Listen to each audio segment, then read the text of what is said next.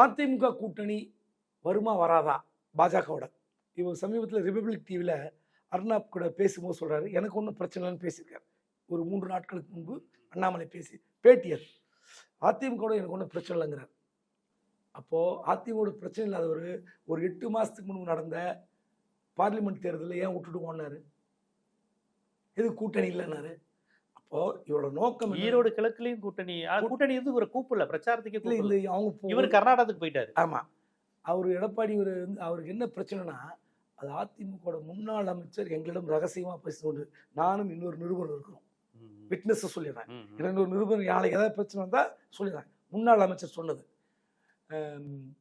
இவர் காலையில் ஃபோன் பண்ணி, என்னென்ன ஈரோடு கிழக்குக்கு நீங்கள் வேட்பாளர் அறிவிச்சிட்டீங்க அப்படிங்கிறார்.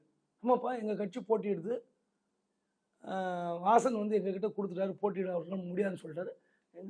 ஒரு வார்த்தை கூட எங்கிட்ட கன்சல்ட் பண்ணலேனே, ஒரு வார்த்தை கேட்டுருக்கலாமே.